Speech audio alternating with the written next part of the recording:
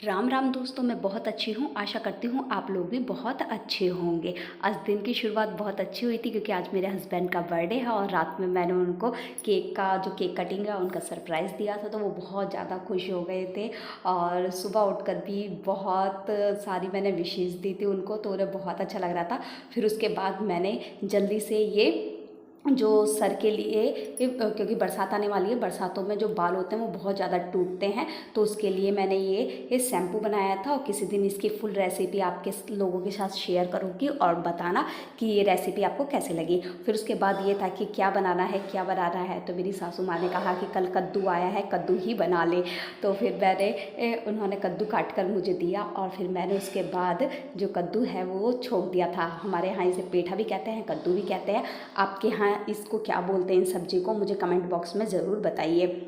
उसके बाद इसके लिए मैंने कढ़ाई रख दी थी और उसके बाद यहाँ पर दूसरी गैस पर जो रखी थी मैंने चाप रखी थी और मैंने अपने हस्बैंड को नहीं बताया था कि मैं कद्दू के साथ चाप भी बना रही हूँ।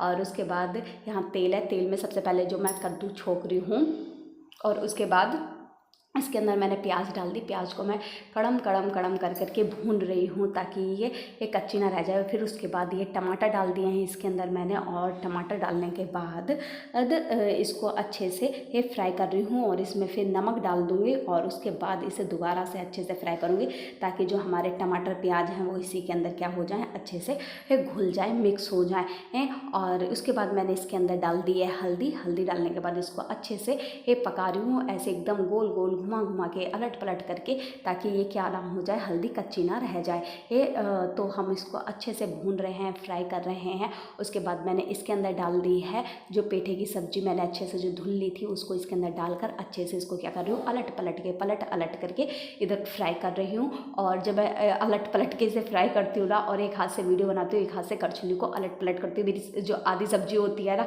वो गैस के इधर उधर फैल जाती है। तो मैं कोशिश करती हूँ कि ना फैले, और अब तो काफ़ी हद तक नहीं फैलती क्योंकि अब थोड़ा सा एक्सपीरियंस हो गया है वीडियो और सब्जी को साथ में बनाते हुए। और अब ये चाप के लिए मैं क्या काट रही हूँ, टमाटर प्याज काट रही हूँ क्योंकि मुझे चाप भी छौंकनी है। और तो ये मैंने टमाटर ले लिए हैं और प्याज ले ली है, तो इनको मैं क्या करूँगी, कट कट कट कट करके मैंने इनको काट दी है। और जो चाप है, चाप के अंदर मैं लंबी लंबी प्याज काटती हूँ, तो इसलिए मैंने लंबी लंबी प्याज काट ली है। और ये टमाटर काट लिए हैं चाप को में डालने के लिए, क्योंकि जो चाप का टेस्ट है वो किससे बढ़ता है, टमाटर प्याज ज़्यादा डालने से। तो ये चाप मैंने कम ही मंगाई थी क्योंकि कल परसों मैंने चाप बनाई थी तो सबको बहुत टेस्टी लगी थी, तो इसलिए मैंने दोबारा से चुपके से चाप मंगा ली थी। अपने हस्बैंड को बिल्कुल नहीं पता कि चाप की सब्जी भी बन रही है, और उनका मुँह जो है वो फूला हुआ है कि मेरा बर्थडे है और तुम लोग कद्दू बना रहे हो, मुझे बर्थडे वाले दिन भी कद्दू की सब्जी खिलाओगे। तो वो थोड़ा सा मुँह फुला कर बैठे हुए हैं कि मुझे कुछ नहीं खाना, मैं तो बाहर जाकर बिरयानी खाया आऊँगा या होटल से कुछ मंगा लूँगा, मैं नहीं खा रहा यहाँ पर। और तो मैंने टमाटर प्याज यहाँ पर काट ली है। और उसके बाद जब उनके सामने थाली रखी थी और उन्होंने खाया था ना, उनका जो फेस था वो देखने लायक था कि अच्छा तूने ये बना भी लिया और बताया भी नहीं। और मुझे इतनी देर से किलसा रही थी कि कद्दू की सब्ज़ी बनाइए, कद्दू की सब्ज़ी बनाइए, क्योंकि मैंने सुबह उठ कर ही उनसे ये कह रही थी आज तो कद्दू की सब्ज़ी बनाएंगे, रोटी बनाएंगे। और तो वो कह रहे थे कि आज मेरे बर्थडे वाले दिन भी तुम लोग कद्दू और तोरी ही बनाओगे बस। तो फिर उसके बाद मैंने कढ़ाई ले ली, कढ़ाई के अंदर मैंने क्या डाल दिया, जीरा डाल दिया। जीरा डालने के बाद प्याज डाल दी। प्याज को मैंने अच्छे से कटम कटम करके क्या कर दिया है, भून दिया है। और भूनने के बाद इसको सही से भून रही हूँ ताकि ये जो है वो कच्ची ना रह जाए और अच्छे से क्या हो जाए, फ्राई हो जाए। तो अच्छे से फ्राई कर रही हूँ मैं इसको, और एकदम कड़म कड़म पड़म बड़म करके। फिर उसके बाद मैंने इसके अंदर क्या डाल दिए हैं, टमाटर डाल दिए हैं। और टमाटर को भी मैं क्या कर रही हूँ, अच्छे से फ्राई कर रही हूँ ताकि इसके अंदर क्या आ जाए, एकदम से ये जो टमाटर हैं वो हमारे घुल जाएं। इसके अंदर हमने क्या डाल दिया है, नमक डाल दिया है। नमक डालने के बाद कि जो नमक होता है वो पानी छोड़ देता है, तो जो हमारे टमाटर होते हैं वो अच्छे से गल जाते हैं, एकदम घुल जाते हैं, तो वो मोटे मोटे गड़ेले गड़ेले से नहीं रहते हैं। जब सब्जी में भी, और सब्जी भी टेस्टी ही लगती है, देखने में भी अच्छी लगती है और खाने में भी अच्छी लगती है। ऐसे मोटे मोटे पीस नहीं आते हैं टमाटर के।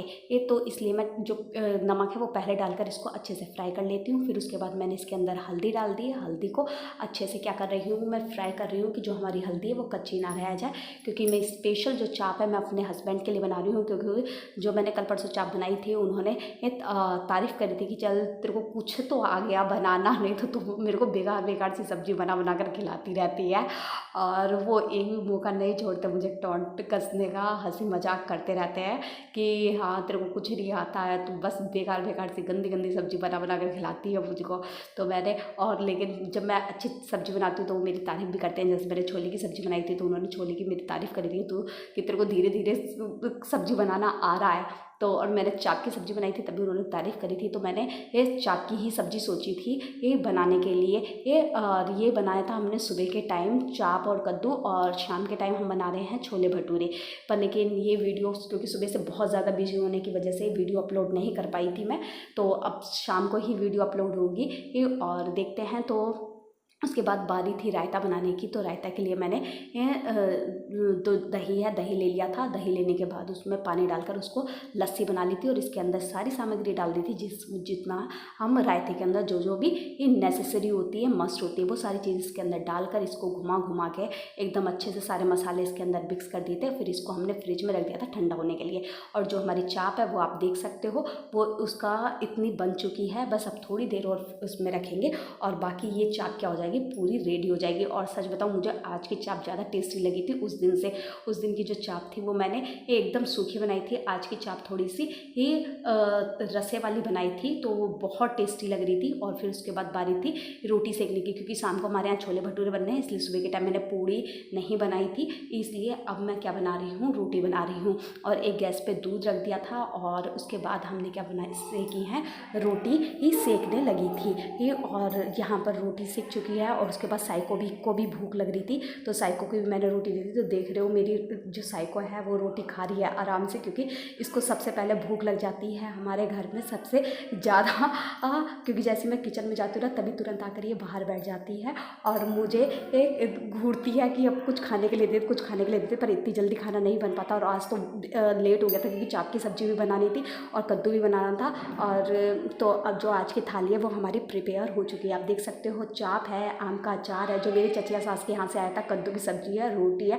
और खाने में सच में बहुत अच्छा लगा था और हमने बहुत ज़्यादा इंजॉय करा था। और मैंने अपने हस्बैंड को बहुत चिढ़ाया था कि कद्दू की सब्ज़ी खाओगे, कद्दू की सब्ज़ी खाओगे, और वो मुझसे खिलस भी रहे थे और चिल्ला